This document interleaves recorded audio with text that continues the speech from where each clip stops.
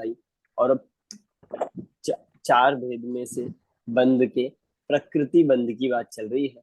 प्रकृति मतलब होती है जाति, प्रकृति मतलब होता है नेचर। तो जो बंध होता है, कौन सी जाति का, किस टाइप का बंधन हो रहा है, उसको हम यहाँ पर प्रकृति बंध कहेंगे।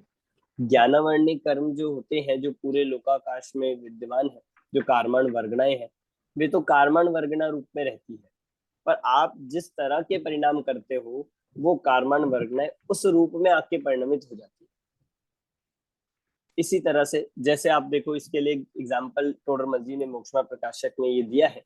जैसे जब हम खाना खाते हैं, हम भोजन करते हैं, तो वो भोजन तो पुद्गल रहता है, पुद्गल पिंड रूप रहता है।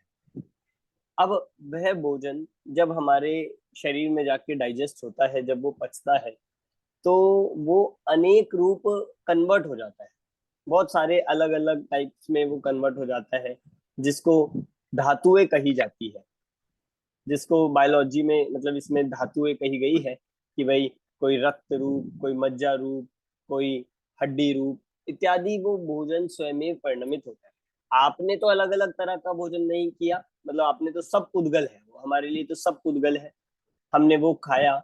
अब उसमें जो जो अलग अलग मतलब कंपोनेंट्स है, उसके कारण से कुछ धातु रूप हो जाता है, कुछ रक्त रूप, कुछ मज्जा रूप, कुछ शुक्र रूप इत्यादि, ऐसा परिणमन होता है। ठीक उसी प्रकार ये कार्बन वर्गणाएं पूरे आकाश में एक जैसी विद्यमान है, पूरे में फैली है। कर्म किसी से भेदभाव नहीं करते, कर्म किसी से पक्षपात नहीं करते,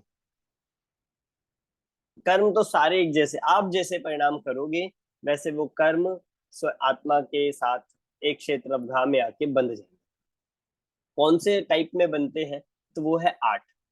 और उन आठ के उत्तर भेद कौन कौन से होते हैं, ये हम यहाँ पर देख रहे हैं, जिसमें हमने लगभग यहाँ तक वेदनीय कर्म तक देख लिए थे। मतलब वेदनीय नहीं, सॉरी, ये हमने मोहनीय कर्म तक देखे थे। मोहनीय कर्म के 28 भेद जो होते हैं, ये यहाँ तक देखे थे। 10वें नंबर का आप सूत्र निकाल लीजिए, 10वें नंबर का सूत्र, 8वां अध्याय। अब इस सूत्र में आयु कर्म के भेद, मतलब हमें ये बहुत इंटरेस्टिंग प्रकरण इसलिए भी है, कर्म की 148 प्रकृतियों के नाम भी जिन्होंने कभी नहीं सुने होते हैं, इसके माध्यम से हमें जानने के लिए मिल जाता है। अब 148 कर्म प्रकृतियां पता होगी, तभी तो आप स्वरूप और कार्य देख पाओगे। मान लीजिए आपके साथ क्या हो रहा है, वो आपको पहचानना है, आपको उसको देखना है कि कौन से कर्म का उदय चल रहा है मेरा। तो ये कब पता होगा, जब आपको कर्मों का स्वरूप पता होगा, भेद पता होगा।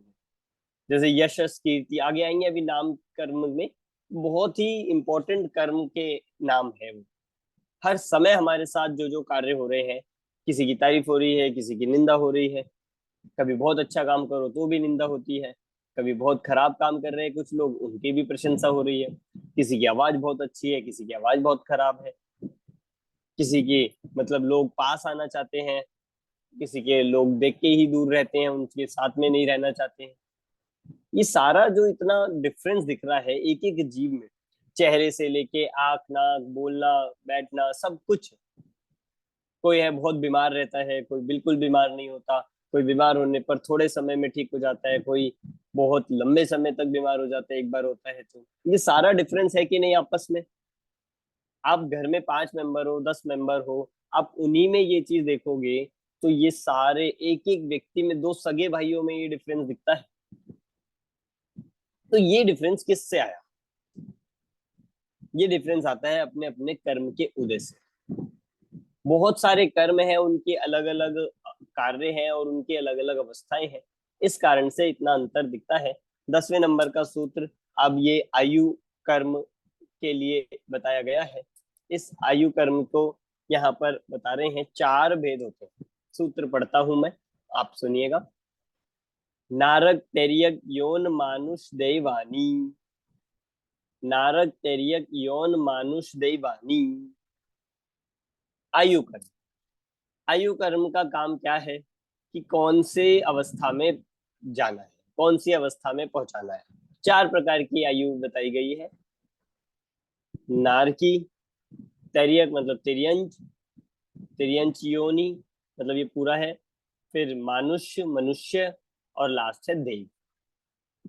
कौन सी आयु में जाना है ये तो ये डिसाइड करता ही है, और कितने समय के लिए जाना है ये भी डिसाइड करता है। चलिए, एक क्वेश्चन है, आप में से कोई बताएगा कि आयु कर्म के लिए जो दृष्टांत दिए जाते हैं वो किस चीज का दृष्टांत दिया जाता है?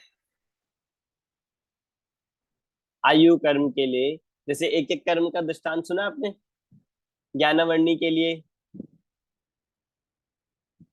ज्ञानावरणी के लिए पर्दे का जो दिया जाता है, दर्शनावरणी के लिए द्वारपाल का दिया जाता है, ऐसे आयु कर्म में किसका दिया गया?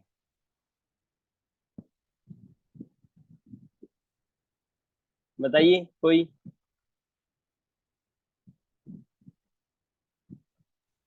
जेल के नहीं लिए। पता किसी को? हाँ, ट्राई कीजिए। जेल। जेल के लिए नहीं, हाँ मतलब बहुत क्लोज है। बेड़ी का दृष्टांत दिया गया है। बेड़ी जो है, जो बेड़ी होती है वो बांधती है, ऐसी आयु कर्म का काम है बांधे रखना। आपके साथ जब तक आयु कर्म है तब तक आप मनुष्य गति से भाग नहीं सकते हो, तब तक आपको छोड़ा नहीं जाएगा। मनुष्य की बात कर रहे हैं, देव, त्रियन, नारकी सब पे लगेगा। तो ये आयु कर्म डिसाइड करता है, ये आयु कर्म का काम है। हम तो सोच रहे थे हमें इन्होंने रोक रखा है, हम इनके कारण रुके हुए हैं। कुछ बूढ़े लोग ऐसे कहते हैं कि हमारे प्राण इनमें अटके हुए हैं, हम इनके कारण से अटके हुए हैं। पर किसके कारण अटके हुए हैं, किसके कारण बंधे हुए हैं? आयु कर्म के कारण। और ये आयु कर्म ही ऐसा है जो जीव को कहाँ ले जाना है ये भी डिसाइड करता है, और कितने समय तक वहां पर रखना है ये भी डिसाइड। समझ आ गया? सूत्र नंबर 10 हो गया। इसके बाद आगे चलते हैं। अब सबसे इंपॉर्टेंट सूत्र है इस पूरे 8वें अध्याय का, 11 नंबर का सूत्र, जिसमें नाम कर्म के भेद बताए गए हैं। हमने सुना है नाम कर्म की 93 प्रकृतियां होती है, 93 प्रकृतियां होती है। यहाँ पर कितने बताए गए हैं उसको हम यहाँ पर देखते हैं। देखिए, गति, जाति, शरीर, अंगोपांग, निर्माण, बंधन, संघात, संस्थान, सहनन, स्पर्श, रस, गंध, वर्णानुपूर्व्या, अगुरु, लघु, उपघात, परघात, आतप, उद्योत, उच्छ्वास, विहायो, गतय, प्रत्येक, शरीर, त्रस, सुभग, सुस्वर, शुभ, सूक्ष्म, पर्याप्ति, स्थिरादेय, यश, कीर्ति, स्तेतराणि, तीर्थकरत्वं च। दोबारा पढ़ू? दोबारा पढ़ता हूँ। अब देखना, मैं ब्रेक करके इसीलिए पढ़ रहा हूँ क्योंकि मुझे नाम पूरे ध्यान है। अब नाम ध्यान रहेंगे तो आप सूत्र बना सकते हो, अशुद्धि नहीं होगी। दोबारा से, गति, जाति, शरीर, अंगोपांग, निर्माण, बंधन, संघात, संस्थान, सहनन, स्पर्श, रस, गंध, वर्णानुपूर्व्या, गुरु, लघु, उपघात, परघात, आतप, उद्योतो, उच्छ्वास, विहायो, गतयः, प्रत्येक, शरीर, त्रस, सुभग, सुस्वर, शुभ, सूक्ष्म, पर्याप्ति, स्थिर, आदेह, यश, कीर्ति, सेतराणि, तीर्थकरत्वं च। ठीक है, कोई ट्राई करेगा अपने से?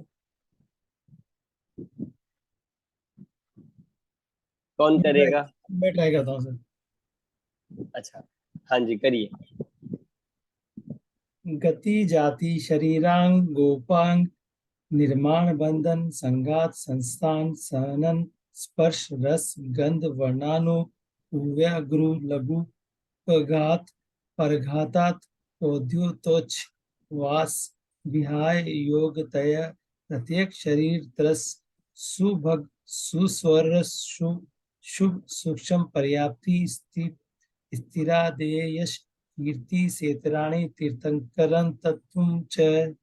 तीर्थकरत्वम च, ठीक है, तीर्थकरत्वम च, ठीक है। अच्छा है ट्राई, और भी आप लोग करिएगा। आप सामूहिक नहीं कर पा रहे हो, कोई घबरा रहे हो, तो आप अकेले में करिए। पर सूत्र का उच्चारण बहुत सरल है, बस आपको उसके नाम सबको ध्यान रखने हैं और पढ़ते चले जाना है। देखो, हम आपको भेद बताते हैं। सबसे पहले देखिए, इसमें ना 42 भेद बताए गए हैं, 42, पर नाम कर्म के तो 93 भेद होते हैं। 42 में कुछ तो इन्होंने ग्रुप लिए गए हैं, मतलब जैसे है, पहला है गति। अभी जो गति नाम कर्म होता है ये 4 प्रकार का होता है। इन्होंने सिर्फ एक लिख दिया और आपको उत्तर भेद उसके ग्रहण कर लेना है। ऐसे कुछ मतलब ग्रुप्स जो होते हैं उनका एक नाम लिख दिया है, मतलब उनका जो पिंड रूप प्रकृति कहते हैं इनको, पिंड रूप प्रकृति। तो ऐसे 14 तो इसमें पिंड रूप है, 8 इसमें जो लिए गए हैं वो प्रत्येक प्रकृतियां मतलब सिंगल सिंगल जो होते हैं, और 10 लिए गए हैं इसमें जो जोड़े हैं। इस तरह से लिया है। 14 पिंड प्रकृतियों को जब हम भेद खोलेंगे तो वो आएंगे 65, मतलब उनके भेद भेद कर करके। प्रत्येक तो 8 सिंगल सिंगल है, वो 8 ही रहेंगे। और 10 जोड़े लिए गए हैं, 10 जोड़े मतलब वो उल्टा भी लगेगा तो वो हो जाएंगे, उनको हम डबल कर लेंगे तो 20 हो जाएंगे। तो 65 20 हो गए 85, और 8 हो गई प्रत्येक प्रकृति मतलब सिंगल सिंगल। इस तरह से 93 पूरे बन जाए। अब कैसे कैसे देखो, पहले है गति। गति 4 प्रकार का गति जो होते हैं वो भी नामकरण में आए हैं।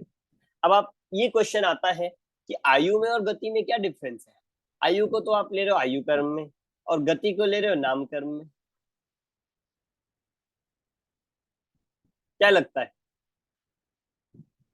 एक को नाम कर्म एक को आयु कर्म, ऐसा क्यों ले लिया? तो देखिए कारण ये इतना मात्र है, कौन सी आयु में जाना है, कितने समय तक जाना है, ये तो काम है आयु कर्म का।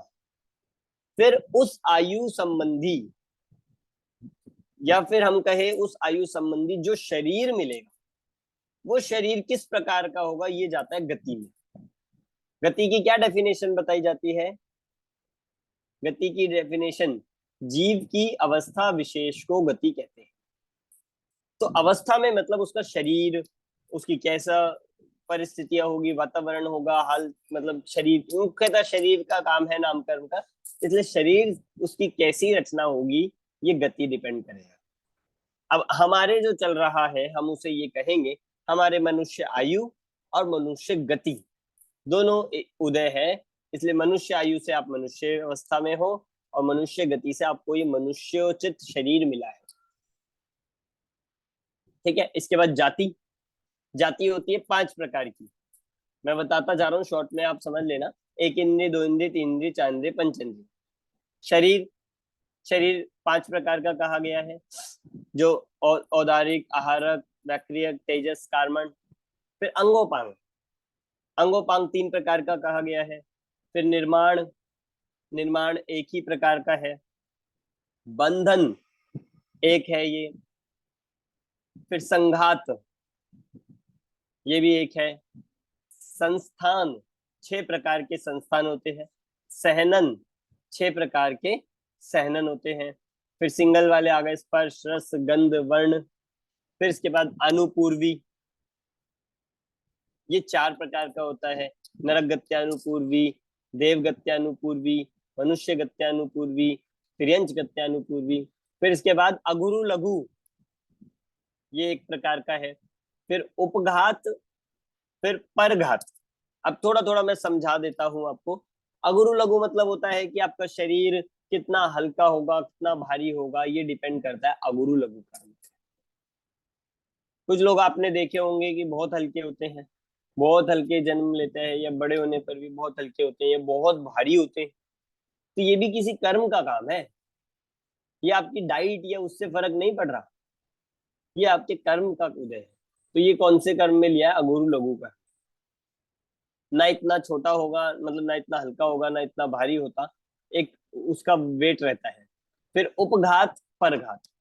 उपघात मतलब शरीर के ऐसे अंगों की प्राप्ति होना जिससे स्वयं का घात होता, मतलब इसमें लिया गया है जैसे कोई नेल्स होते हैं किसी के, कोई ऐसे हाथ होते हैं, तिर्यंचों में, मनुष्य में, सब में लगेगा कि कोई अपने ही उन नाखून आदि से क्या कर लेता है, अपना नुकसान करता है, अपने ही लग जाता है उन्हें। उस को कहते हैं उपघात नाम कर्म का उदय। भाई तेज नाखून मिलना या इस तरह से दांत आदि होते हैं जो तिर्यंचों में या मनुष्यों में भी, वो उपघात है। परघात ऐसे अंगोपांग मिलना, ऐसे नाखून आदि ऐसी चीजें मिलना जिससे पर का घात होता हो, ये परघात है। फिर आताप, आताप मतलब है ये हीट से रिलेटेड है। आताप मतलब उद्योत, ये प्रकाश से रिलेटेड है। उद्योत मतलब प्रकाश, शरीर कैसा रहेगा। फिर उश्वास मतलब जिसको श्वासोश्वास कहते हैं वो हो गया। फिर विहायोगत्या, विहायोगत्या ये जो विहायोगति दो प्रकार की कही गई है, शुभ विहायो और अशुभ विहायो। विहायोगति होते हैं मतलब गमन की क्रिया, चाल। किसी की चाल होती है वो अच्छी होती है, किसी की चाल होती है बहुत टेढ़ी मेढ़ी, लड़खड़ा के इत्यादि। ये भी कर्म का उदय है, नाम कर्म का। इसको शुभ विहायोगति और अशुभ विहायोगति एक प्रकार का जोड़ा होता है। फिर आता है प्रत्येक, ये सिंगल है। प्रत्येक नहीं, प्रत्येक में जोड़ा आएगा, प्रत्येक और साधारण। कैसा शरीर? प्रत्येक शरीर और साधारण शरीर होना। जैसे प्रत्येक वनस्पति और साधारण वनस्पति रूप में, इस तरह से कहते हैं। फिर त्रस, ये भी जोड़ा है, त्रस और स्थावर। सुभग, ये भी जोड़े से आएगा, सुभग और दुभग। सुभग, सुभग नाम कर्म का ही काम क्या है कि इस जीव से दुभग, और इसका उल्टा होता है दुभग मतलब दूरभग। दुर्भग नाम कर्म के उदय वाले से सब जीव क्या करते हैं? दूर भागते हैं। कोई पसंद नहीं करता। कई बार हमें ऐसा लगता है ना, हमें तो कोई पसंद ही नहीं करता, इनको तो सब पसंद करते हैं। या हमारा कभी किसी समय ऐसा उदय चल रहा होता है, सब पसंद कर रहे हैं, सब पसंद कर रहे हैं, सब पास आना चाहते हैं। ये होता है सुभग। और कोई पसंद नहीं करता, कोई अच्छा नहीं मानता, कोई पास आना नहीं चाहता, कोई निकटवर्ती नहीं होता, ये होता है दुभग। सुभग दुभग हो गया। फिर सुस्वर, और इसका उल्टा है दुस्वर। सुस्वर मतलब हो जाता है अच्छा स्वर, अच्छी आवाज, अच्छी गला, इस सब, ये सुस्वर, और इसका उल्टा दुस्वर। शुभ, शुभ शरीर अशुभ शरीर मतलब दुर्गंधमय और मतलब बहुत अशुचि रूप ऐसा शरीर होना, ये अशुभ में जाएगा। और सुंदर साफ पवित्र ऐसा शरीर मिलना, ये शुभ में जाएगा। फिर सूक्ष्म, सूक्ष्म और इसका उल्टा चला जाता है स्थूल शरीर। सूक्ष्म मतलब जो आर पार हो जाए, जिसको बाधा ना हो किसी से, वो सूक्ष्म होता है। और जो बाधा को प्राप्त हो जाए, टकरा जाए, आर पार ना हो सके, वो स्थूल। फिर पर्याप्त, अपर्याप्त, जिसकी 6 पर्याप्तियां पूर्ण हो गई हो पर्याप्त है, जिसकी नहीं हुई हो वो अपर्याप्त है। स्थिर, अस्थिर, इसका उल्टा स्थिर। ये है बीमारी के लिए। बीमारी के लिए जो कर्म जिम्मेदार है, वेदनीय तो है ही, शरीर में कौन सा कर्म है? वो है स्थिर। स्थिर कर्म क्या कहता है? जो हमारी शरीर में जो 7 धातुएं होती है, जो 7 धातु होती है, उनमें जो ये धातु रहती है, मतलब वात पित्त कफ, ये सब जो धातु है इन वाली, इनमें कम ज्यादा मतलब ये अस्थिर रहे। ये जैसी डगमगाती है, जैसे इनका इम्बैलेंस होता है तभी बीमार होते हैं। वो होता है वो होते हैं अस्थिर नामकरण से। और स्थिर नामकरण कहता है कि वो बिल्कुल व्यवस्थित होना, स्थिर होना। और ये सिर्फ धातुओं पे नहीं, शरीर की अंगों पे भी लगता है। शरीर की, जैसे आप देखो, आप कितना मतलब व्यवस्थित होता है, कितना एक एक डिपार्टमेंट एक एक कर्म के हाथ में है। आपको आंख मिलनी है, 2 मिलनी है, 3 मिल जाती तो वो दोष कहलाता। 2 आंख है, ठीक है, चलो अब 2 में भी जहां होनी चाहिए वहीं पे है। अगर ये कहीं ऊपर नीचे होती, नाक की जगह पे हो जाती, ठीक है, अब अपने स्थान पर एक बड़ी एक छोटी हो जाती। आप देख रहे हो कितना जो स्व संचालित व्यवस्था है वो कितनी व्यवस्थित है। अभी आप ये डिपार्टमेंट किसी एक इंसान के हाथ में दे दो कि आपको क्या करना है, हर मनुष्य की आंख बनानी है, जो जो पैदा होंगे उनकी आंख बनानी है। तो आंख बनाने वाली से तो क्या हो सकती है? बनाने वाला मनुष्य होगा तो उससे गड़बड़ हो सकती है। वो क्या कर देगा, कभी छोटी बन गई, कभी बड़ी बन गई, किसी की इधर बन गई। तो होता है कि कई बार आपने ऐसे केसेस सुने हैं कि नहीं, न्यूज में आता है कि कोई बच्चा हुआ, वो एबनॉर्मल जन्म हुआ है, किसी के पैर एक एक्स्ट्रा है, कोई हाथ, तो वो सब केस देखे जाते हैं। पर आप देखो मेजोरिटी जो लोग हैं सबके स्थिर नाम कर्म के उदय से, जहां अंग होना चाहिए, जितने आकार का होना चाहिए, ये सब व्यवस्थित है या नहीं? अब आपको बिल्कुल भी घबराने की जरूरत नहीं है, हमें बिल्कुल भी किसी भी बात के कर्तृत्व लेने की जरूरत नहीं है। हम मेंटेन रख रहे हैं। बाल देखो, आंख देखो, हाथ देखो, हम क्या इतना एकदम रखते हैं कि नहीं, आप कुछ नहीं कर रहे हो, आपको नहीं पता ये डिपार्टमेंट कर्म का है और ये डिपार्टमेंट स्थिर नाम कर्म का है। आप बेकार में ही कर्तृत्व लेकर घूम रहे हो कि मैं स्थिर, और इसी का उल्टा अस्थिर। ठीक है। आदेय, आदेय मतलब होता है कि शरीर से कांति उत्पन्न करने वाला, कांति उत्पन्न करने वाला शरीर। कई बार आपने देखा है, हम बोलते हैं ऐसा, भाई इनके चेहरे पे तो बहुत चमक है, और हम रोज रोज नहाते हैं, घिसते हैं और पाउडर क्रीम लगाते हैं, तो भी नहीं चमक आती। लेडीज में भी बहुत आपस में ये चीजें देखी जाती है कि भाई बहुत चमक है, इनके ग्लो है, ग्लो है। तो वो कहाँ से आता है? नहीं नहीं, वो डाइट से आता है। कोई कहता है कि वो ग्रीन वेजिटेबल से आता है, फ्रूट से आता है, योगा से आता है, ये सब बोलते हैं कि किससे आता है? तो आदेय नाम कर्म से आता है। किसी फैक्टर, बाहर के फैक्टर तो बहुत दूर के कारण है। सबसे पहले तो आपका अंतरंग निमित्त हमारा कर्म का उदय। आदेय नाम, बहुत ऐसे भी लोग आपने देखे होंगे जो कुछ नहीं करते, ना योगा करते हैं, ना कोई डाइट कुछ प्रॉपर लेते हैं, और चेहरे पे चमक बहुत होती है, तो उनका शरीर ही कांतिमय होता है। तो ये आदेय और अनादेय। फिर अगला यशस कीर्ति। यशस कीर्ति और अयशस कीर्ति, ये है यश, ख्याति, फेमस होना। हर कोई चाहता है फेमस होना, हर कोई प्रसिद्धि ख्याति चाहता है, पर मिलती किसे है? जिसका यशस कीर्ति नाम कर्म का उदय हो। काम से नहीं फर्क पड़ रहा है। बहुत ऐसे एग्जाम्पल्स आप दिखेंगे कि जो व्यसनी है, पापी है, जैसे जितने भी नेता है या सेलिब्रिटीज है, सारे वो गलत काम आदि करते हैं, व्यसन आदि करते हैं, तो भी इतना यश हो रहा है। और हम इतना अच्छा सात्विक जीवन रहता है, किसी के बुरे विचार नहीं करते, हिंसा नहीं करते, पानी तक छान के पीते हैं, और हमारा यश ही नहीं हो रहा है। हमारे अपने देश में तो दूर, हमारी समाज ही हमारा कुछ वो नहीं करती है, कुछ पूछती नहीं है। तो ये अयशस कीर्ति है। अब ये इसमें आपको बिल्कुल निर्भर हो जाना चाहिए, आपको इसकी टेंशन ही खत्म हो जानी चाहिए कि बस ये काम तो किसका है? यशस कीर्ति का है। हमारा यशस कीर्ति कर्म का उदय होगा तो यश मिलेगा, चाहे काम अच्छा करो या ना करो। और ये अयशस का होगा तो निंदा मिलेगी, प्रशंसा नहीं मिलेगी, चाहे आप काम कितना अच्छा करो। लास्ट, सर ये 10 जोड़े हैं। हाँ ये 10 जोड़े हो गए हैं। ठीक है। और लास्ट में आया है एक तीर्थ कर तुम चा, तीर्थंकर है, तीर्थंकर प्रकृति जो सबसे अंतिम में ली है, ये भी नाम कर्म की प्रकृति है।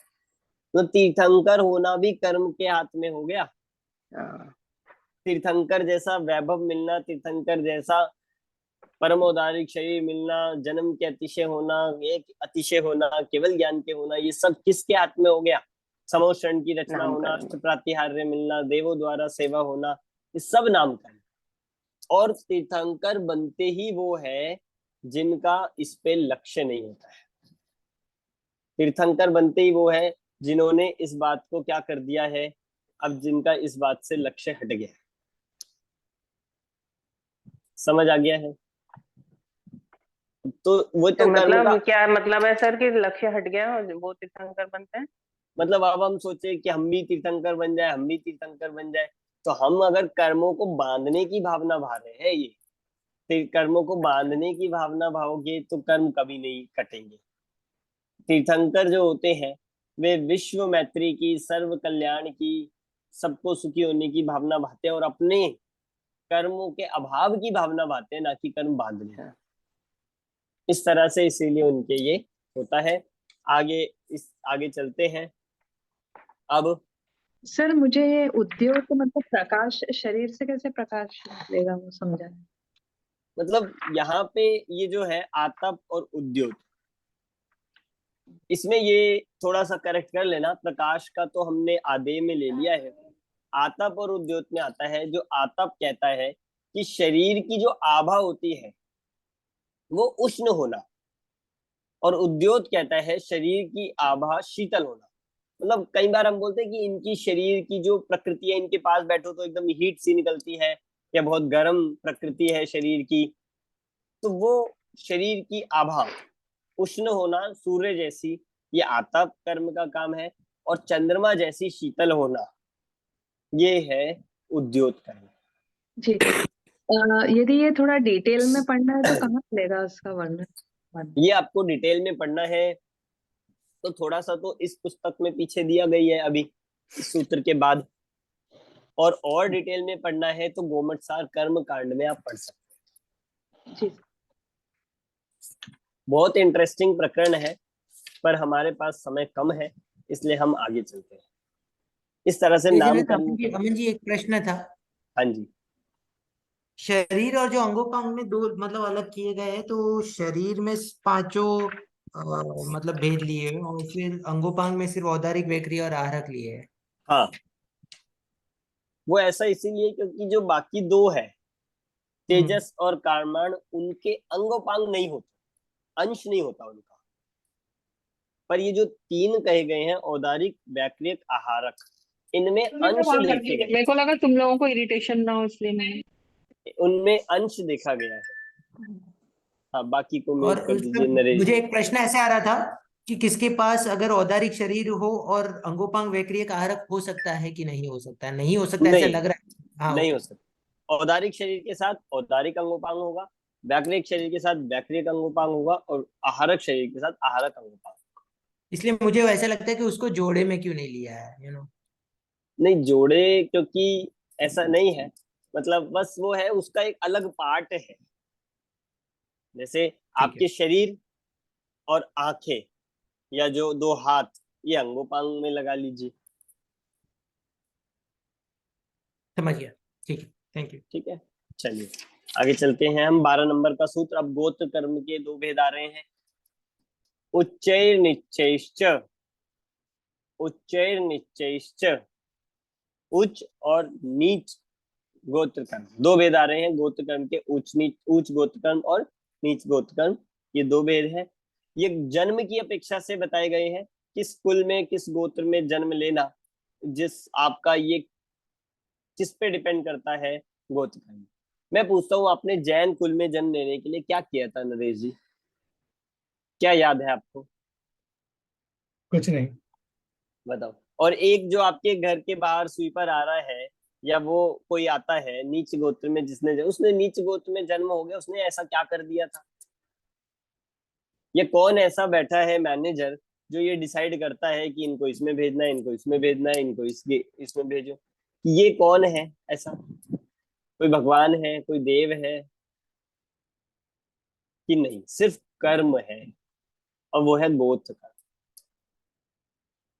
ठीक है, अगला चलते हैं। हाँ, अमन जी, यहाँ पे एक प्रश्न ऐसा होता है कि नीच गोत्र जिसको गिनेंगे वो क्या जैन भी नहीं होगा?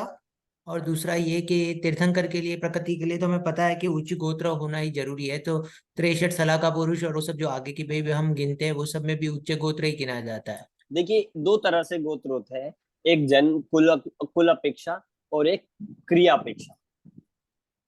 जन्म से तो हम सब जैन कुल में उत्पन्न हो गए हैं। जैन कुल में जो जो जन्म लिया है, वे सब जन्म की अपेक्षा से तो सब उच्च गोत्र में है।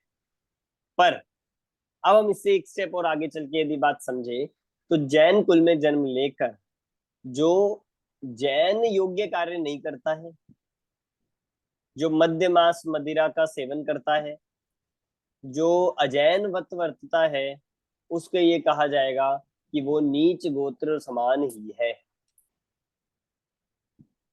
इस तरह और से ये इसका बात। और हाँ, इसके अपोजिट लेंगे, कोई नीचे गोत्र में होके भी जैन क्रिया करे तो उसे उसे हाँ, कैसे गिनना चाहिए? उसको भी ये कहा गया है कि जन्म अपेक्षा नहीं है उसके, पर कार्य की अपेक्षा उसको उत्कृष्ट माना गया है। इसके दृष्टांत प्रथमान योग में आदि बहुत मिलते हैं, यमपाल चांडा आदि का, और बहुत सारे, राइट। कि भाई जिन्होंने इस तरह से नीच को, क्योंकि पहले तो ये जन्म वाली व्यवस्था ही नहीं थी, जाति वाला तो नहीं था, पहले तो सब एक ही होते थे। अब फिर आपके देखे जाएंगे काम। अब क्या काम कर रहे हो, ऑक्यूपेशन वाला काम देखा जाता था पहले, फिर ऑक्यूपेशन राइट। भी खत्म हुआ। अब तो ऑक्यूपेशन में भी कोई भेद नहीं दिखता है। अब ये देखा जाएगा कि आप उसके जो बेसिक मूल गुण है या उसका जो क्राइटेरिया है उसमें आप मतलब आ भी रहे हो कि नहीं। अब जैन के लिए बेसिक कहा गया अष्ट मूल गुण का पालन। तो जो इसका पालन कर रहा है, मद्य मांस मदिरा का सेवन नहीं कर रहा है, तो उसको हम जैन की श्रेणी मतलब उसको जैन गोत्र में लिया जाएगा। उसके अलावा फिर नाम मात्र के वो जैन है। ठीक है, ठीक है, थैंक यू। आगे चलते हैं। 12 नंबर के सूत्र के बाद 13 नंबर का सूत्र अंतरय कर्म का आ रहा है। दान लाभ भोगो भोग वीर्याणाम, दान लाभ भोगो भोग वीर्याणाम। 5 वेद है अंतराय कर्म के। दान अंतराय, लाभ अंतराय, भोग अंतराय, उपभोग अंतराय, वीर्य अंतराय। दान मतलब दान देना, दान देने का भाव है, पर आपको क्या आ जाए, बीच में अंतराय आ जाता है। देने का मन है, दे नहीं पा रहे हो। देने का मन था, बोली किसी ने ले ली।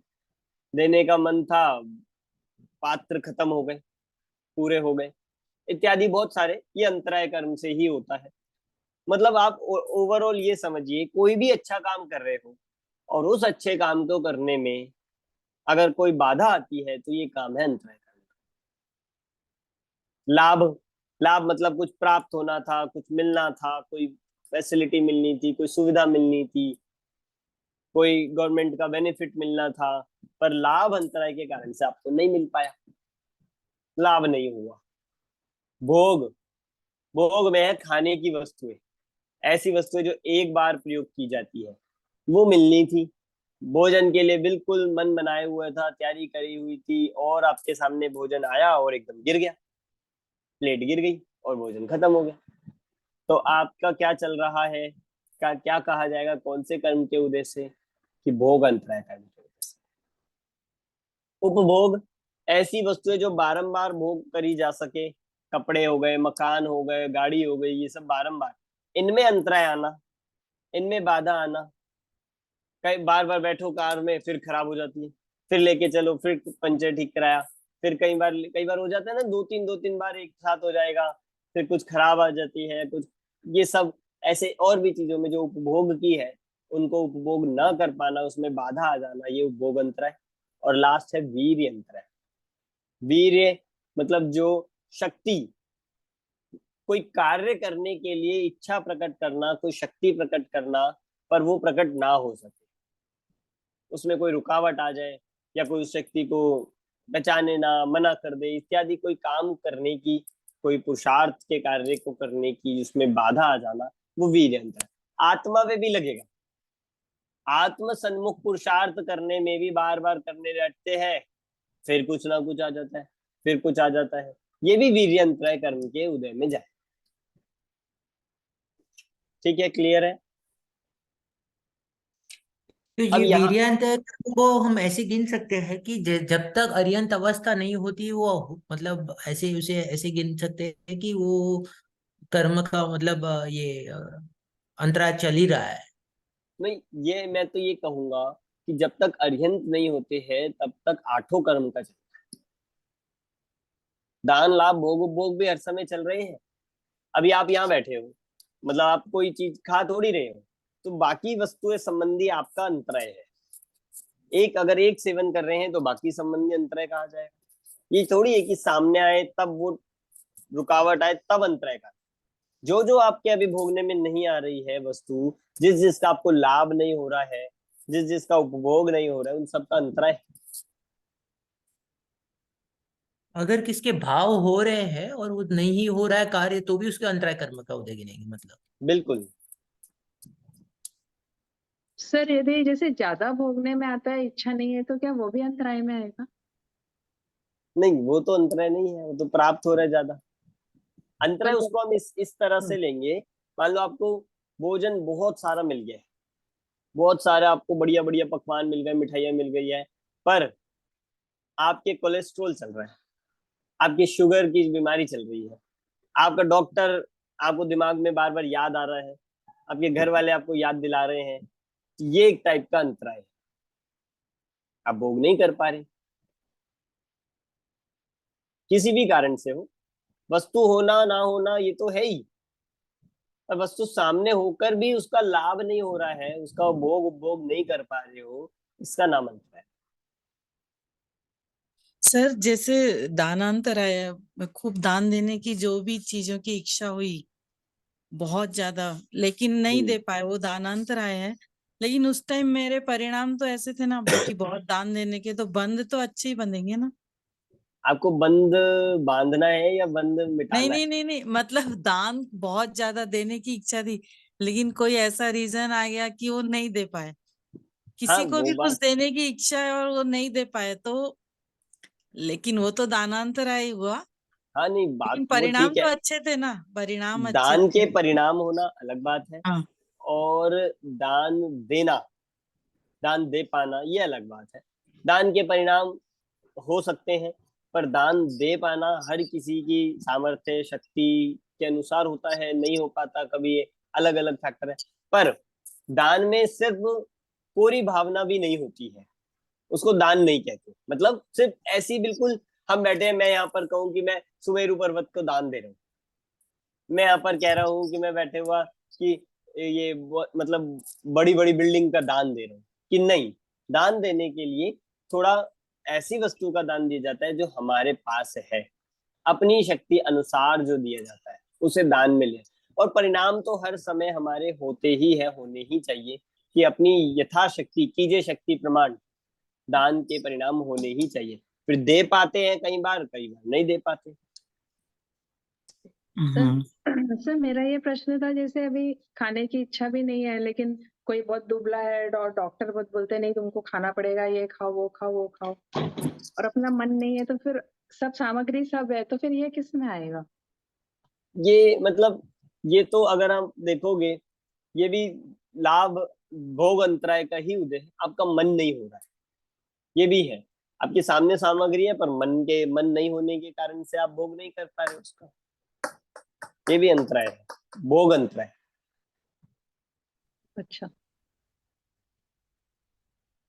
अमन जी, और यहाँ पे ऐसे भी दानांतराय में एक बात ऐसी भी ले सकते हैं कि सुपात्र का भी होना जरूरी है। तो वो भी एक मतलब, अगर मतलब सामने से आपने परिणाम कर लिया, आपने देने की इच्छा की, लेकिन सामने सुपात्र लेने वाला मतलब ऐसा भी होना तो एक काइंड ऑफ ये है, तो वो भी इसे हाँ अंतराय ही गिनेंगे, right? बहुत सारे फैक्टर्स हैं, बहुत सारे हैं। आप दान देने के लिए पूरे बराबर खड़े हो, सब है, पात्र भी है, विधि नहीं मिली। आदिनाथ मुनिराज जो थे, बराबर निकल रहे बराबर निकल रहे थे दान के लिए, पर दान नहीं मिल पा रहा। सर तो जैसे ये देखिए, आप इस परिस्थिति में आप देखो, आदिनाथ मुनिराज की अपेक्षा से उनका लाभ अंतराय या भोग अंतराय का उदय है, और देने वाले की अपेक्षा से दान अंतराय का उदय है। सर इसी समझ आ रहा कंटेस्ट है? में, हाँ समझ में आ रहा है सर, इसी कंटेस्ट में विधि मिल गई, मुनिराज आ गए हैं और हमने 10 पकवान बनाए, मुनिराज ने कहा नहीं सिर्फ 2 ही लेंगे। उसमें इच्छा होना नहीं होना उनका नियम तैयार, जो भी सारी चीजें हैं, सामग्री मिल रही है, लेकिन उनका भाई मुझे तो सिर्फ 2 ही चीजें लेनी है, तो इसमें तो कोई अंतराय नहीं है ना सर, क्योंकि नहीं ये तो दोनों अंतराय चाहिए, नहीं है, ये तो दोनों हो कर गया। रहे हैं। हाँ, यहाँ तो ये है कि इच्छा थी और मिला नहीं। मुनिराज चाह रहे थे, या कोई ऐसे मुनिराज हो या कोई ऐसा श्रावक हो, वो चाह रहे थे आज मुझे खीर मिले, पर नहीं मिली।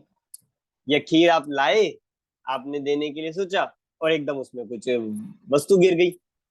तो मुनिराज के आहार संबंधी तो और विशेष नियम है, उसके लिए तो और असाधना दोष जो और विशेष बताए गए, 46 प्रकार के दोष रहित होते हैं, उसमें बहुत सारे अंतराय हैं। अभी तो सबको हम एक कह रहे हैं, उनमें तो बहुत तरह के अंतराय आ सकते हैं, श्रावक के संबंधी भी बताए जाते हैं। तो आपको मैं ये बात इसलिए बता रहे हैं कि हर जितनी भी हमारे साथ घटना दुर्घटना अच्छी बुरी सब हो रही है, ये डिपार्टमेंट किसका चल रहा है? कर्म का।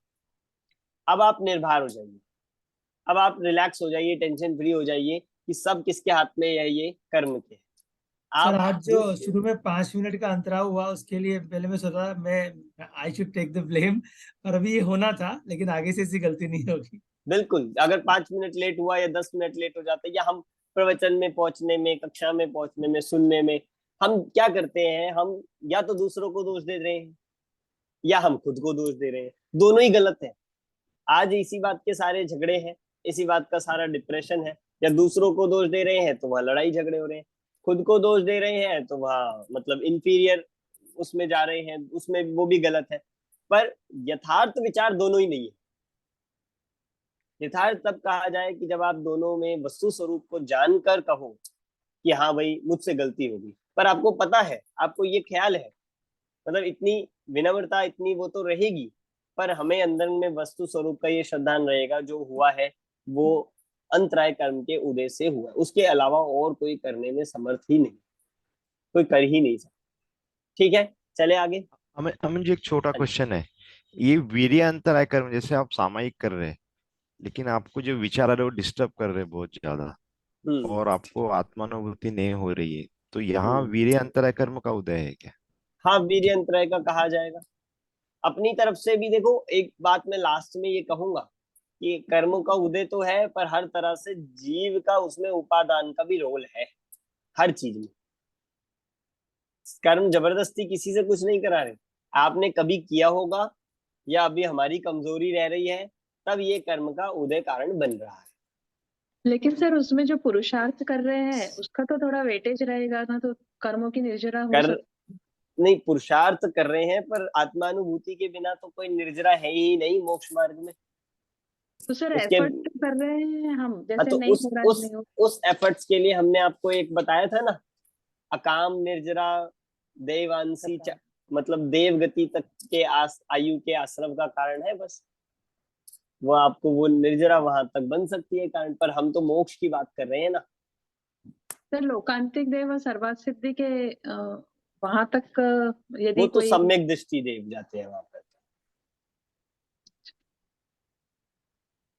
मिथ्यात्व तक ये जहां तक जा सकता है वहां तक ही चला जाएगा, पर उसकी कोई उपलब्धि नहीं है। ऐसा पद हम असंख्यात बार प्राप्त कर चुके हैं। तो अभी पंचम गति में है ना, बहुत सारे ऑप्शंस नहीं है हमारे पास पंचम काल में।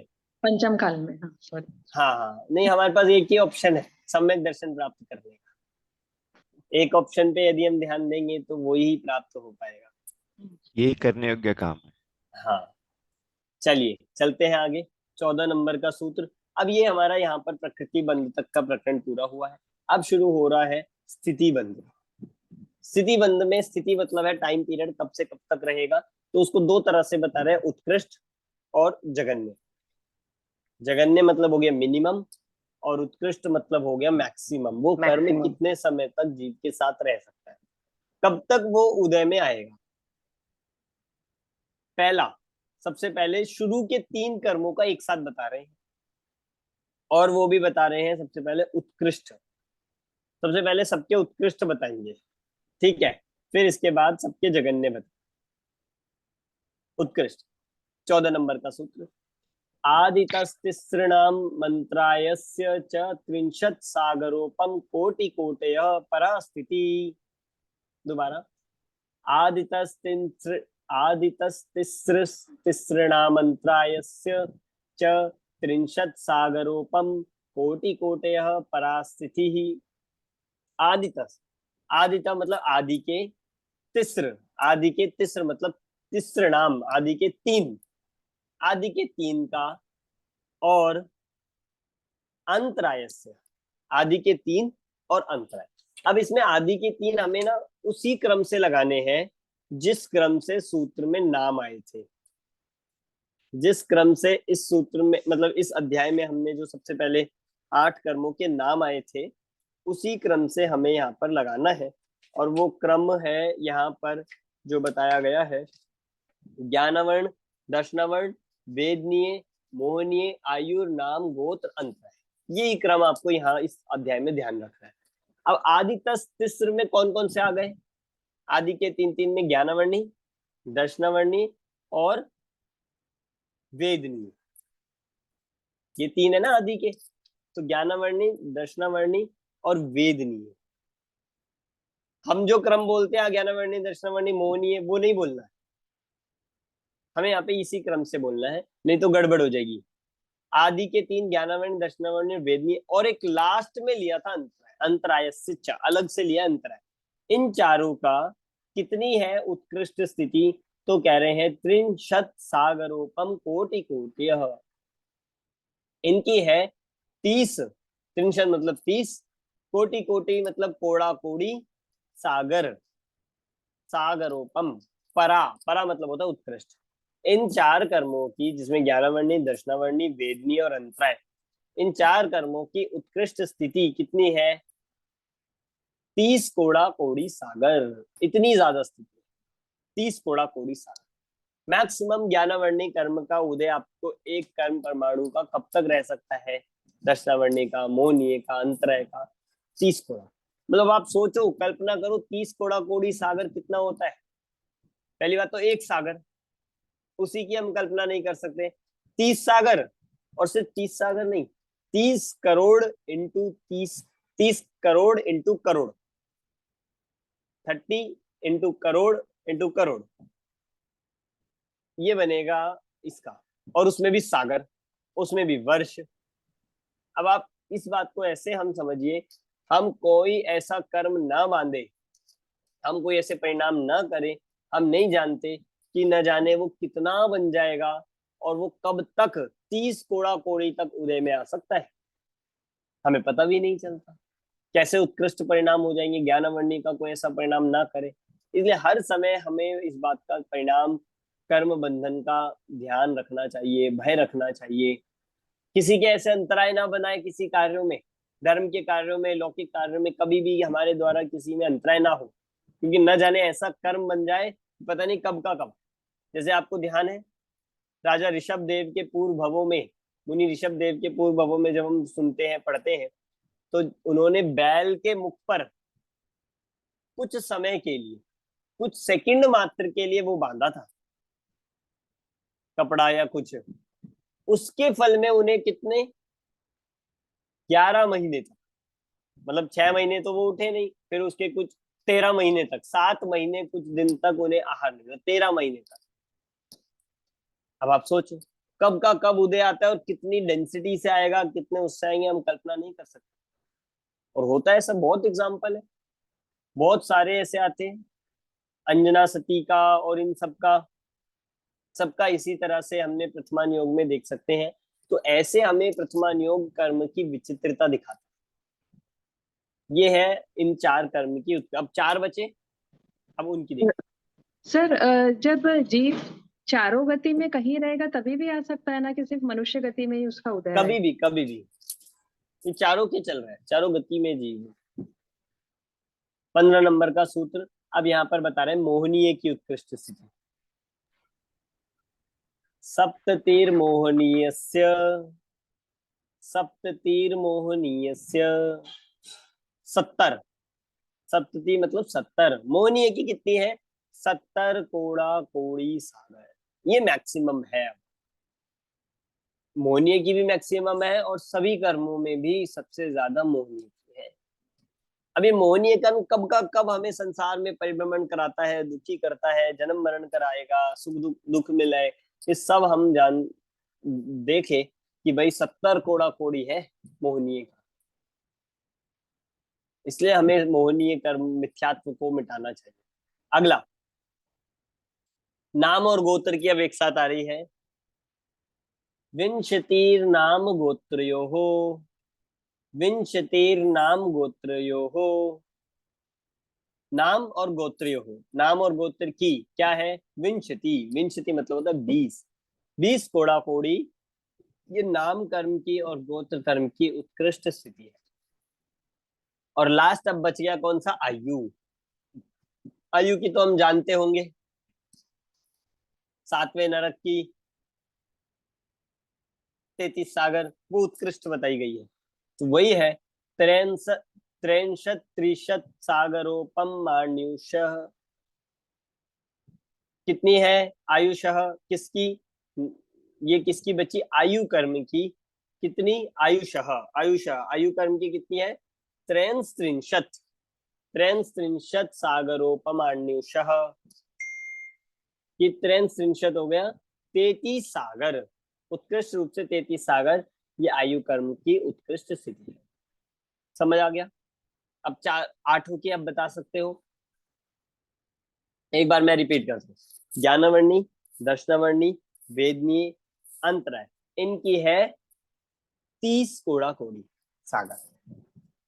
ठीक है, मोहनीय की 70 कोड़ा कोड़ी, नाम गोत्र की 20 कोड़ा कोड़ी सागर और आयु की 33 कोड़ा कोड़ी सागर। समझ आ गई? ये तो याद करना ही है, याद हो जाएगा। इसके बाद आते हैं जगन्य। अपरा द्वादश मुहूर्ता वेद नियस्य। परा कहा था उत्कृष्ट को, अपरा लगाना जगन्य को। अपरा द्वादश मुहूर्ता वेदनीयस्य, वेदनीय कर्म की। अब जगन्य स्थिति क्या बता रहे हैं? द्वादश मुहूर्त, 12 मुहूर्त, सिर्फ 12 मुहूर्त। जगन्य है 12 मुहूर्त। एक मुहूर्त 48 मिनट का होता है, 12 मुहूर्त। 19 सूत्र नाम गोत्र का। नाम गोत्रयोर अष्टौ, नाम गोत्रयोर अष्टौ, नाम और गोत्र की 8 मुहूर्त। नाम और गोत्र की जगन्य कितनी है? 8 मुहूर्त। ठीक है, इसके बाद सब बाकी सबको ले लिया 20वें नंबर के सूत्र में। शेषाणाम अंतर मुहूर्ता, शेषाणाम अंतर मुहूर्ता। बाकी जो बचे ज्ञानावर्णी, दर्शनावर्णी, अंतराय, मोहनीय, ये सब कितने हो गए? इनकी अंतर मुहूर्त है जगन्य। समझ आ गए? अब जगन्य भी मैं एक साथ सारी बता देता हूं आपको। ज्ञानावर्णी अंतर्मूर्त, दर्शनावर्णी अंतर्मूर्त, वेदनीय अंतर्मूर्त, नहीं वेदनीय नहीं, ज्ञानावर्णी अंतर्मूर्त, दर्शनावर्णी अंतर्मूर्त, अंतराय अंतर्मूर्त और मोहनीय अंतर्मूर्त। इसके बाद वेदनीय 12 मुहूर्त, द्वादश मुहूर्त का, और नाम गोत्र 8 मुहूर्त। इस तरह से इनकी कही गई है। आयु कर्म की भी अंतर्मूर्त, क्योंकि जगन्य आयु अंतर्मूर्त होती है। जो अपर्याप्त जीव होते हैं उनकी। इस तरह से यहाँ पर ये स्थिति बंध का प्रकरण यहाँ पर समाप्त होता है 20 नंबर के सूत्र तक। इजी है, मुश्किल तो नहीं है? इजी है सरिता जी? सर फिर से एक बार पढ़ना पड़ेगा अच्छे से। हाँ पढ़ना पड़ेगा, मतलब अभी याद नहीं होगा हाँ, easy है। वो बात है, पर वैसे इजी है। जी लग रहा जी था सूत्र सुनने में देखने में बहुत मुश्किल होंगे, पर बहुत इजी है। हमें इसमें अब आप सूत्र देखकर अब अर्थ लगा सकते हैं। ठीक है, एक इसमें इसमें हमें जो ये ये और आबादा आ रहा है वो आगे बढ़ाएंगे, या जो आबादा जिस काल में मतलब फल नहीं मिलता वो आगे बताएंगे आप? ये अभी आगे अपने सिलेबस में आएगा, अच्छा तब हम इसको पढ़ेंगे। इसके बाद 21 नंबर का सूत्र अब आ रहे हैं हम अनुभाग बंध पे। अनुभाग बंध के लिए कह रहे हैं विपाको अनुभव। विपाको अनुभव, विपाक मतलब होता है उदय, फल देने की शक्ति। फल देने की शक्ति विपाक, और उसी का नाम है अनुभव अर्थात अनुभाग बंध।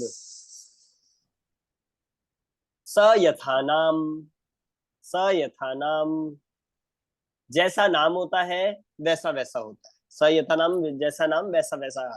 जैसे ज्ञानावर्णी का नाम ज्ञानावर्णी है तो वो ज्ञान पे आवरण जैसा उदय देगा। दर्शनावर्णी दर्शन पे आवरण, मोहनीय मोहनीय। इस तरह से जैसे जैसे नाम है 8 कर्मों के, वैसा वैसा उनका अनुभाग बंध है।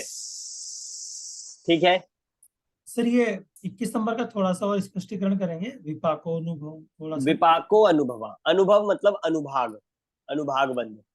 अनुभाग बंध जो तीसरे नंबर का बंध है, प्रकृति हो गया, स्थिति हो गया, अब आ गया अनुभाग बंध पे। अनुभाग बंध मतलब होता है विपाक, और विपाक का अर्थ होता है फल, उदय। फल देने की जो शक्ति है, फल देने की जो सामर्थ्य है, उसका नाम है विपाक। मतलब आपको जो अनुभाग आएगा, कर्म का उदय आएगा, वो कितनी डेंसिटी वाला आएगा, कितनी तीव्रता मंदता वाला आएगा। कौन ठीक है। सा आएगा? ये हो गया प्रकृति। कितने समय तक आएगा?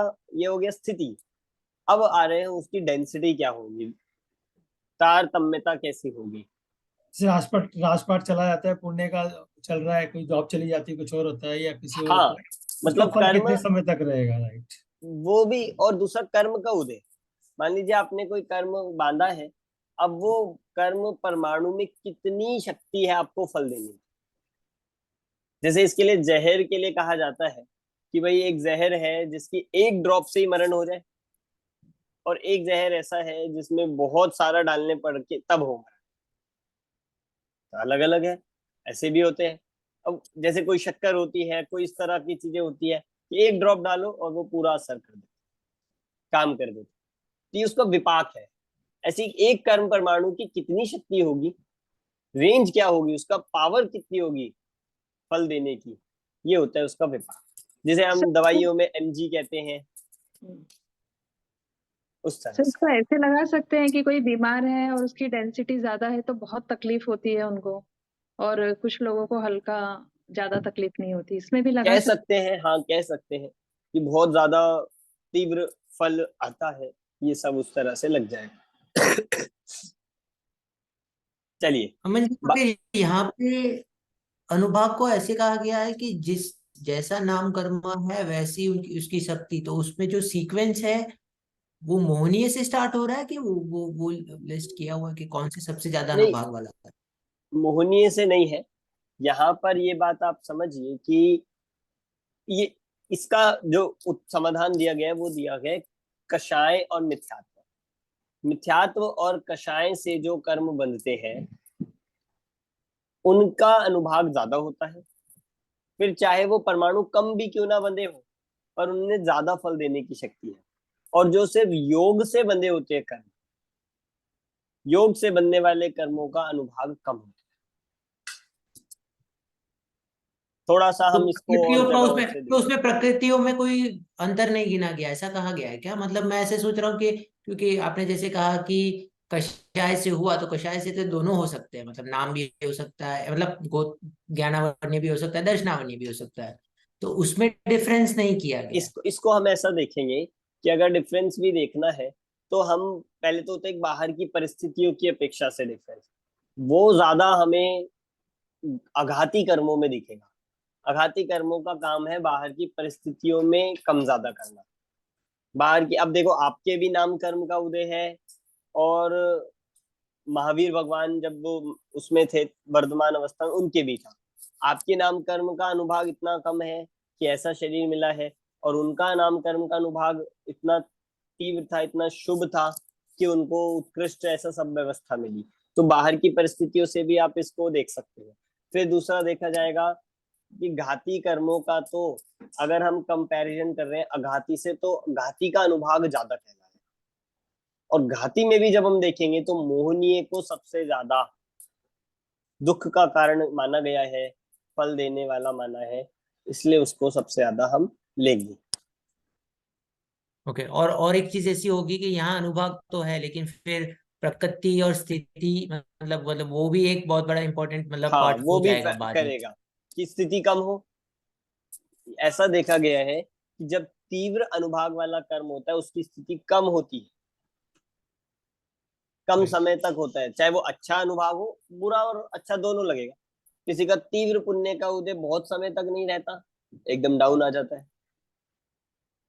और ऐसे किसी का ऐसा इस तरह से लगेगा, शुभ अशुभ दोनों पे। ठीक है, थैंक यू।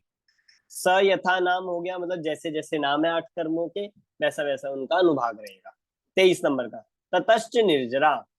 ततश्च निर्जरा, तथा मतलब इसके बाद, अतः निर्जरा, इसके बाद निर्जरा होती है। कैसी निर्जरा होगी कि भाई वो कर्म उदय में आएगा और खिर गया, ये भी एक टाइप की निर्जरा है, पर इस निर्जरा को मोक्ष मार्ग में उपयोगी नहीं माना है। इसका नाम भी निर्जरा है कि भाई कर्म अपना टाइम पे आया और बंधा, समय तक रहा, उदय देकर फल देकर खिर गया। निर्जरा को मोक्ष मार्ग में उपयोगी तब कहेंगे जब वो नया कर्म नहीं बांधे, तब उसको हम निर्जरा को मोक्ष मार्ग में उपयोगी कहेंगे। अब चलते हैं 24 मतलब नंबर। यहाँ पे सकाम निर्जरा को ही गिनना है, मतलब ऐसे आप कह रहे हो, राइट? अकाम निर्जरा को आप नहीं गिन रहे।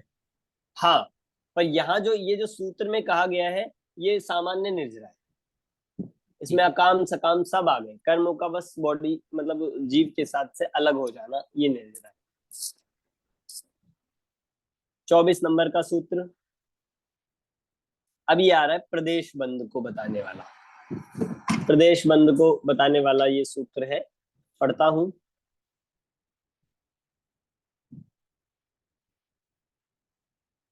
नाम प्रत्याह सर्वतो योग विशेषात सूक्ष्म एक क्षेत्र अवगाह स्थिता सर्वात्म प्रदेशेष्वनन्तानन्त प्रदेशाः नाम प्रत्ययः सर्वतो योग विशेषात् सूक्ष्म क्षेत्रवघाः स्थिताः सर्वात्म प्रदेशेष्वनन्तानन्त प्रदेशाः।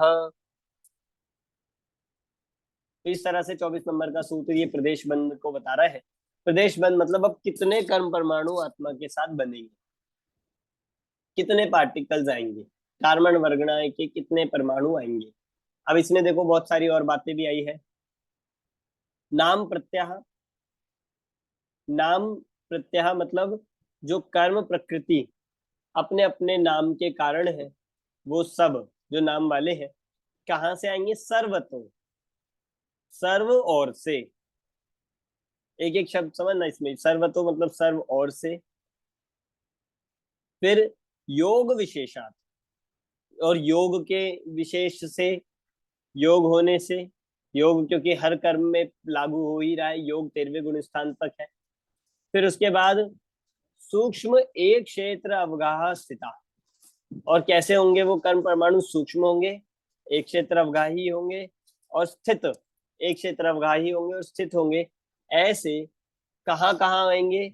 सर्वात्म प्रदेश, सर्वात्म प्रदेश में आएंगे, सर्वांग में आएंगे, और कितने आएंगे? अनंतानंत प्रदेशा, अनंतानंत पुद्गल कर्म परमाणु। ये सब क्या है? इनको प्रदेश बंध में लिया गया है। क्या क्या? कर्म प्रकृतियों में जो नाम आदि जो जितनी भी प्रकृतियां हैं वे अपने अपने कारण से, कारण अपने अपने उनके हैं, हमने पहले पढ़ ली। सर्व और से कर्म जो आते हैं किस दिशा से आते हैं? कि सर्व और से।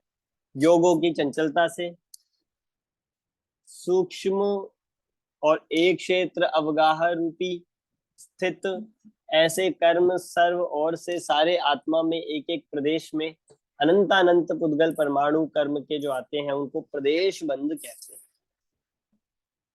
कोई ऐसा प्रदेश नहीं है जहां कर्मों का बंधन नहीं होता, कोई ऐसी दिशा नहीं है जहां से कर्मों का आना नहीं होता।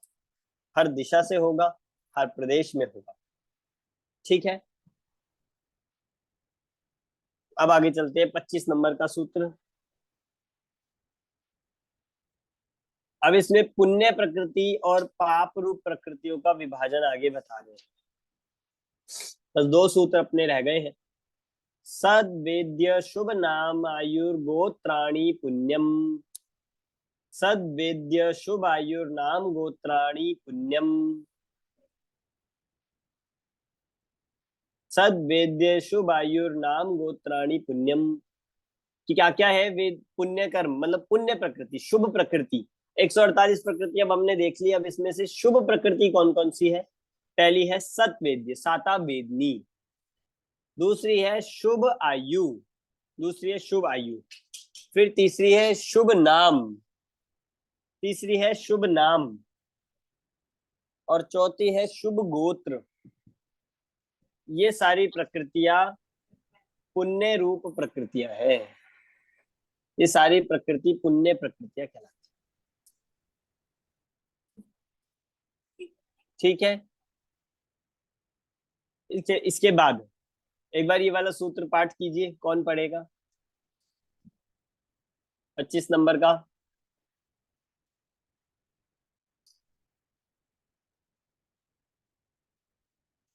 हाँ पढ़िए सरिता जी, आप पढ़िए।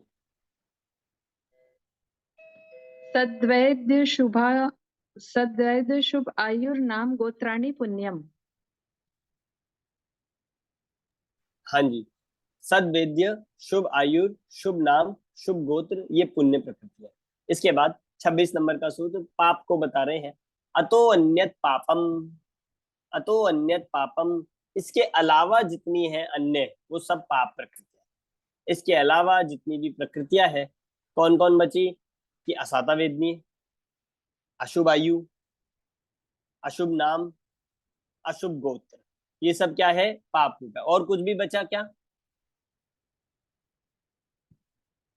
इसके अलावा कुछ बचा क्या? कि हाँ पूरे घाती कर्म बचे हैं ना। ये तो अघाती में हो गए शुभ और अशुभ के भेद, अघाती कर्म सब बचे हैं। तो इसका मतलब क्या हो गया? सॉरी, घाती कर्म सारे बचे हैं, तो सारे घाती कर्म पाप रूप ही होते हैं। ये बात हमें इस सूत्र से पता चलती है, जो हम मोक्षपर प्रकाशक में पढ़ते हैं या जगह जगह लिखते सुनते हैं कि घाती कर्म तो सारे पाप रूप ही होते हैं। ठीक है, इस तरह से 26 नंबर के सूत्र तक। इसके बाद यहाँ पर तो इसमें चार्ट दिया गया है, डिटेल में बताया गया है। आपको जानना हो तो एक एक कर्म की सारी प्रकृतियों को पाप रूप और पुण्य रूप में बांटकर बता दिए। इस तरह से अपना 8वां अध्याय यहाँ पर समाप्त होता है।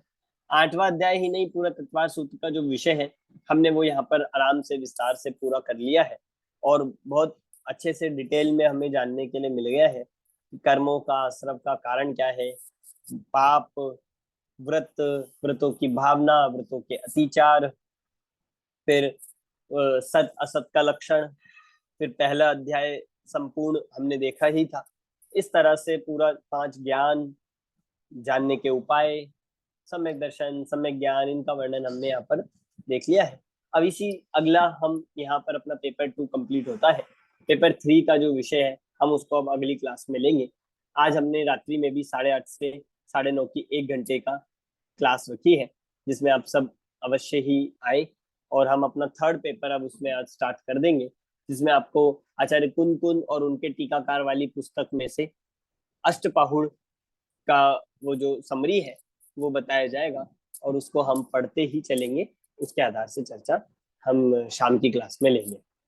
सर वो बुक सबके पास नहीं है तो उसकी पीडीएफ शेयर कर लेंगे शाम को जब आप पढ़ाएंगे ना। हाँ, उसकी पीडीएफ अभी उसकी ग्रुप पे डाल दीजिए, और उसके पेज नंबर भी कहाँ से कहाँ तक है ये भी डाल देते हैं। हाँ मैंने बुक ऑर्डर करी थी लेकिन आई नहीं वो शायद हाँ, शायद अनअवेलेबल होगी प्रिंटिंग में। ठीक है, वो आपने शेयर कर रखी है ग्रुप के अंदर बुक वाली। हाँ, उसको रीशेयर कर देते हैं। हाँ रीशेयर कर देते हैं, और शाम को आप स्क्रीन शेयर भी कर दें। ठीक है सर। ठीक है, ठीक है, ओके। सभी को जय जिनेंद्र। जय जिनेंद्र सर। Jasmine sir. जय